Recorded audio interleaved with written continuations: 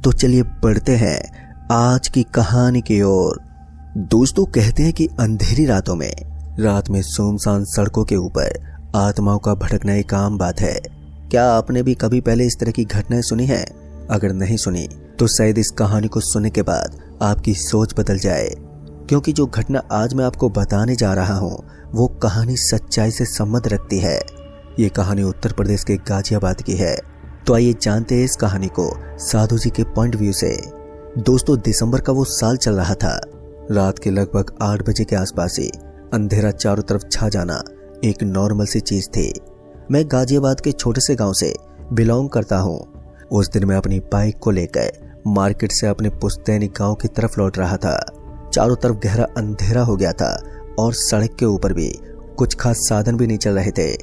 ठंड का मौसम था, तो ऐसे में बाइक को बहुत ही धीमी रफ्तार से आगे की ओर बढ़ा रहा था। कुछ दूर आगे जाने के बाद सड़क के बीच में मुझे एक छोटा सा नन्हा सा बच्चा दिखा। उस बच्चे को देखते मैंने अपनी बाइक की रफ्तार को एकदम से कम कर दिया। जैसे ही बाइक की रफ्तार कम हुई तो मैंने देखा कि सड़क के बीच में उस नन्हे मुन्ने से बच्चे के अलावा एक 30 साल के करीब की महिला भी मुझे नजर आ रही थी। पर उस महिला ने अपने चेहरे को छुपाया हुआ था। ऐसा लग रहा था जैसे कि उसने अपने चेहरे को कपड़े से बांध रखा हो। ठीक से देखने पर पता चला कि उसने अपने चेहरे को किसी लाल कपड़े से ढक रखा था। अभी मैं उससे कुछ पूछने वाला था कि तभी उस महिला ने कहा, अरे भैया सुनिए, वो क्या है कि मेरे बच्चे की तबीयत बहुत ज़्यादा खराब है, तो क्या आप मुझे आगे वाले अस्पताल तक छोड़ देंगे? उसकी बातें सुनते ही मैं एकदम से पिघल गया। उस बच्चे को देखकर मुझे उसके ऊपर दया आ गई, इसलिए मैंने बिना कुछ सोचे समझे उस महिला से कहा, जी बिल्कुल, आप बैठिए, मैं आपको हॉस्पिटल तक छोड़ देता हूँ। उसके बाद मैंने उस महिला और उस बच्चे को अपनी बाइक के ऊपर बैठा लिया और फिर बाइक को धीरे धीरे वहां से आगे बढ़ाने लगा। पता नहीं क्यों, लेकिन उन दोनों के बाइक पर बैठने के बाद मुझे थोड़ा अजीब सा महसूस हो रहा था। थोड़ी देर तक तो बाइक चलती रही, लेकिन मैं जैसे ही हाईवे पर पहुंचकर गाड़ियों के करीब से गुजर रहा था तो वो सभी लोग बड़े हैरान भरी नजरों से मेरी तरफ देख रहे थे। उनका ये देखने का नजरिया मुझे काफी परेशान कर रहा था। बार बार मैं उनकी तरफ देखता और कभी अपनी बाइक के टायर की तरफ देखता, क्योंकि मुझे ऐसा लग रहा था कि शायद वो लोग मुझे ये बताने की कोशिश कर रहे हों कि आपकी बाइक का टायर पंचर हो गया है। लेकिन दोस्तों, टायर की हालत एकदम सही थी। फिर इसी बीच मेरी नज़र अपने बाइक के साइड मिरर में पड़ी और जैसे मैंने अपनी बाइक के साइड मिरर में देखा तो मेरी आंखें चौंधिया गई। मैंने देखा कि वो महिला तो बाइक के ऊपर आराम से बैठी हुई थी, लेकिन उसका बच्चा उस महिला के कंधे पर ऊपर बैठा हुआ था। अब ये नज़ारा मुझे बुरी तरह से डराने के लिए काफ़ी था। तभी मैंने बाइक की रफ्तार को कम करना शुरू कर दिया। जैसे उस महिला को एहसास हुआ कि मैंने बाइक की रफ्तार को कम कर दिया है तो मुझे पीछे से एक बहुत ही भारी आवाज़ आई और ये आवाज़ उसी महिला की थी। उसने भारी सी आवाज में कहा, चुपचाप बाइक को आगे बढ़ाते रहो, वरना मैं तुम्हारे शरीर को यहीं चकनाचूर कर दूंगी। इस बार मैंने देखा कि साइड मिरर में उस महिला का चेहरा भी बहुत ही ज्यादा खुंखाल लग रहा था। उसका चेहरा बिल्कुल उसके बच्चे की तरह बन गया था। 2 लंबे लंबे दांत और काली बड़ी बड़ी डरावनी आंखें। मुझे समझ में नहीं आ रहा था कि मैं करूँ तो करूँ क्या। और अब मेरे पास बाइक को उस महिला के मुताबिक चलाने के अलावा कोई दूसरा रास्ता भी नहीं था। अगर मेरा बाइक से कंट्रोल खो जाता तो मैं वैसे भी सड़क के ऊपर गिरकर मर जाता। इसलिए मुझे लगा कि इसी हालत में मुझे अपनी बाइक को आगे बढ़ाना चाहिए। फिर उस महिला ने मुझे थोड़ी दूर आगे जाते ही इशारा किया और उस महिला का इशारा पाते ही मैंने अपनी बाइक को दूसरी साइड में मोड़ दिया, जिस तरफ वो मुझे चलाने की कोशिश कर रही थी। मैं भी अपनी बाइक को उसी तरफ चलाता जा रहा था। समय बीतने के साथ साथ मेरी दिल की धड़कनें भी तेज होती जा रही थी। अब मैं एक ऐसी सड़क पर पहुंच गया था जिसके दोनों तरफ मुझे सर्दी की वजह से सूखे पेड़ नजर आ रहे थे। तभी मैंने देखा कि सामने की तरफ से एक हेडलाइट जल रही थी और इस तरफ मेरे कंधे में मुझे थोड़ा दर्द भी महसूस होने लगा था। सामने की तरफ दिखने वाली वो हेडलाइट एक ट्रक की थी। वो ट्रक हल्की रफ्तार के साथ मेरी तरफ बढ़ रहा था। जैसे उस ट्रक की हेडलाइट मेरे ऊपर आई तो उसका ड्राइवर मेरी तरफ देखने लगा और उस ड्राइवर का इस तरह देखना लाजमी ही था, क्योंकि मैं जानता था कि मेरे पीछे 2 शैतान बैठे हुए थे। तभी उस ड्राइवर ने अपनी ट्रक की रफ्तार को थोड़ा धीमा कर दिया और उसने मेरी बाइक के सामने अपना हाथ दिखा दिया। मुझे बस इतना सपोर्ट काफ़ी था। मैंने अपनी बाइक की रफ्तार को इतना कम कर दिया कि अब वो 10 से 15 की स्पीड में चल रही थी और अंत में जाकर मैंने उसका ब्रेक लगा दिया। तभी मुझे उस ट्रक के फाटक खुलने की आवाज़ आई। मैं पीछे पलटकर देखना तो चाहता था, लेकिन डर की वजह से मेरी हालत इतनी ज़्यादा ख़राब हो गई थी कि मैं चाहकर भी पीछे नहीं पलट पा रहा था। तभी वो ट्रक ड्राइवर भागता हुआ मेरे पास आया तो मैंने देखा कि उसके हाथ में लोहे की एक रॉड भी थी और फिर उसने जोर से मेरे कंधे पर मारा। इतना महसूस होते ही मेरी आंखों के सामने काला काला सा अंधेरा छाने लगा। दर्द की वजह से एक बार के लिए ऐसा लगा जैसे मेरी आंखों के सामने बिजली चमक रही हो। फिर मुझे नहीं मालूम कि मेरे साथ क्या हुआ, और जैसे मेरी आंख खुली तो मैंने देखा कि मैं उस सरदार जी के साथ ट्रक में बैठा हुआ था और वो सरदार जी ट्रक को भगाते जा रहे थे। फिर इसी बीच उन्हें भी कुछ कुछ महसूस होने लगा। अब उनकी आंखें बड़ी बड़ी हो रही थी। तभी मैंने हल्की सी आवाज़ में कहा, भाई साहब आप कौन हो और आपने मुझे क्यों मारा?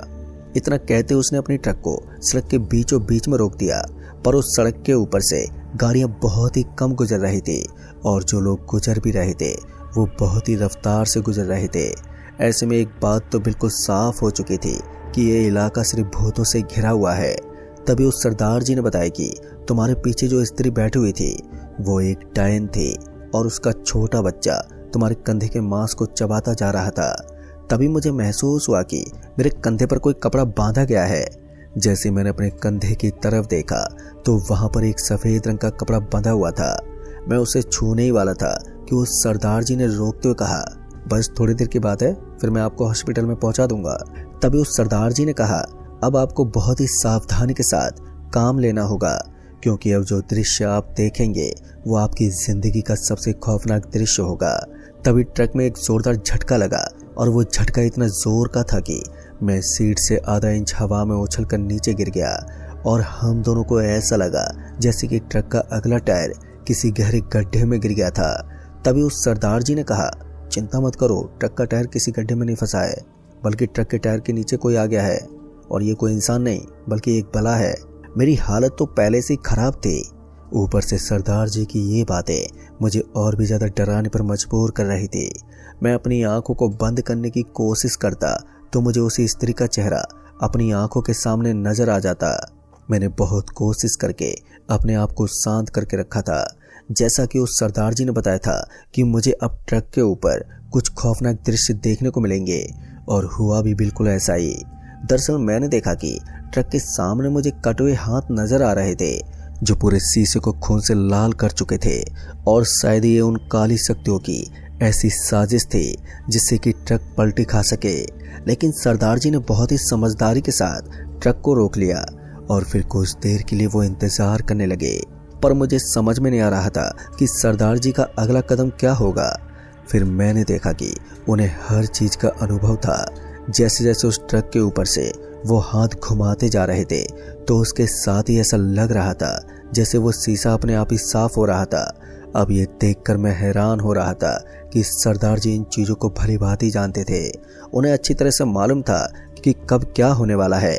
फिर उन्होंने मेरी तरफ मुस्कुराते हुए कहा, चिंता मत करो, बस थोड़ी देर की बात है, फिर मैं तुम्हें तुम्हारी मंजिल तक छोड़ दूंगा। मेरे अंदर काफ़ी ज़्यादा साहस आ रहा था। अब तो मेरे लिए भूत प्रेत बस एक मजाक सा बन गया था। ऐसा लग रहा था जैसे कि मैं भगवान के साथ बैठा हूँ जो मुझे इन चीज़ों से बचा रहे हों, क्योंकि एक नॉर्मल इंसान इस तरह के माहौल में कब का ही अपना आपा खो चुका होता। मगर उस सरदार जी के चेहरे पर ऐसा कोई भी भाव नहीं था। वो इस सिचुएशन को बड़े ही आराम से हैंडल कर पा रहे थे।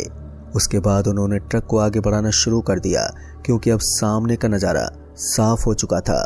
लेकिन मेरे मन में कई सारे सवाल खड़े हो गए थे, इसलिए मैंने उस सरदार जी से सवाल पूछते हुए कहा, लेकिन सरदार जी आप उस भयानक डायन से डरे क्यों नहीं? तो उन्होंने मेरी तरफ मुस्कुराते हुए देखा और फिर कहा, वास्तव में मैं इस सड़क के सारे राजों को अच्छी तरह से जानता हूँ, कब क्या करना चाहिए और क्या नहीं, ये चीज़ मैं अच्छी तरह समझता हूँ। फिर उस सरदार जी ने आगे बताया कि ये करीब 2.5 साल पहले की बात है। यहाँ पर एक महिला रहा करती थी। उस महिला का नाम दामिनी बाई था। उसके पति की कुछ दिन पहले मौत हो गई थी और उसकी मौत के बाद वो अकेली पड़ गई। उसका एक छोटा बच्चा भी था जिसका पालन पोषण करना अब उसके लिए बहुत ही मुश्किल होने लगा। ऊपर से रहने के लिए जगह भी नहीं थी, इसलिए वो सड़क के किनारे ही रहा करते थे। एक दिन जब आसपास के लोगों को पता चला कि वो मरे हुए जानवरों को मारकर खाती है, तो उन्होंने उसको ये समझकर मारना शुरू कर दिया कि शायद वो कोई डायन है। लेकिन कोई इस बात को समझ नहीं पाया कि सिर्फ भूख के चलते उसे ये सब करना पड़ा था। कई बार उस सड़क के ऊपर एक्सीडेंट भी हो जाते थे, जिसकी वजह से वो सभी आरोप उस महिला के ऊपर लग जाते थे कि उसने ही कुछ करवाया है। और आखिर में वहीं के आजू बाजू में रहने वाले लोगों ने उस महिला की छोटी सी झोपड़ी को जला दिया और उसके बच्चे को भी साथ में जला डाला। लेकिन उस महिला की किस्मत अच्छी थी कि वो सही समय पर अपनी जान बचाकर वहां से भागने लगी। लेकिन फिर एक सरदार जी ने अपने ट्रक से उस महिला को वहीं पर कुचल दिया। और उस हादसे में ना ही तो उस सरदार जी की कोई गलती थी और न ही उस महिला की। वो अपनी जान बचाने के लिए वहां से भाग रही थी और सरदार जी स्पीड से अपने ट्रक को लेकर डिलीवरी करने के लिए निकल रहा था।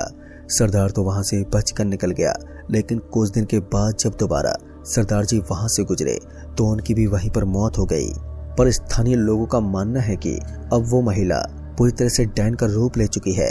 अब उसने जिंदा लोगों का मांस खाना शुरू कर दिया है और उसके साथ वो बच्चा भी अब कच्चा कलवा बन गया है। दोस्तों, ये सब घटना बताने के बाद मेरा तो दिल ही कांप उठा था, क्योंकि अब मेरा सीधा सीधा शक उस सरदार पर गया था।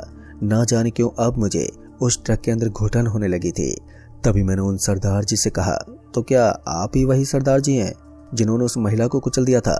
इतना सुनते उन्होंने मेरी तरफ अपनी गर्दन हिलाई तो मैंने देखा कि उनकी गर्दन पूरी तरह से घूम गई थी और मुझे प्रूफ करने के लिए इतना काफी था। मैंने झट से ट्रक के दरवाजे को खोलने की कोशिश की, लेकिन दरवाजा इतना अच्छी तरह से लॉक किया गया था कि मैं चाहकर भी भागते हुए ट्रक से नीचे नहीं कूद पाया। फिर उस ड्राइवर ने कहा, चिंता मत करो, मैं तुम्हें कोई नुकसान नहीं दूंगा। इतना कहकर वो मुस्कुराने लगे और इधर मैं बुरी तरह से घबराया हुआ था। तो वो सरदार जी बहुत ही आराम से ट्रक को चला रहे थे। थोड़ी दूर आगे जाने के बाद मेरी घुटन कम हो गई, क्योंकि उन्होंने ट्रक का ब्रेक लगाते हुए मुझे नीचे उतरने का इशारा किया और मैंने भी ऐसा ही किया। मैं तुरंत ही ट्रक से नीचे उतरा तो मैंने देखा कि मैं एक मेडिकल स्टोर के सामने था। फिर मैं जल्दी से भागा और उस मेडिकल स्टोर वाले आदमी के पास गया। शायद वो भी अब अपने स्टोर को बंद करने वाला था। लेकिन दोस्तों, मेरी किस्मत अच्छी थी कि मैं टाइम रहते उसके पास पहुंच गया। फिर मैंने भी उसके सामने पूरी घटना जाहिर की तो उसने बताया कि वो सरदार जी बड़े ही भले चंगे आदमी थे। खैर, होने को कौन ही टाल सकता है। उसके बाद मैंने भी अपने कंधे का इलाज करवाया, लेकिन उस मेडिकल स्टोर वाले आदमी ने मुझे हॉस्पिटल में जाने का सुझाव दिया, क्योंकि मेरे कंधे में काफी ज्यादा घाव हो गया था। फिर दोस्तों, उस दिन मैं अपनी किस्मत के बलबूते पर जिंदा तो बच गया, लेकिन आज भी उस दिन के बारे में सोचता हूँ तो मेरी रूह पूरी तरह से कपकपा जाती है। तो दोस्तों, इस कहानी में बस इतना ही। कहानी आपको पसंद आई हो तो वीडियो को लाइक शेयर कमेंट जरूर कर दें, और साथ ही चैनल पर अगर नए हैं तो चैनल को भी सब्सक्राइब जरूर कर दें। जल्द ही मिलूंगा ऐसी एक और सच्ची घटना के साथ। तब तक के लिए बाय एंड टेक केयर।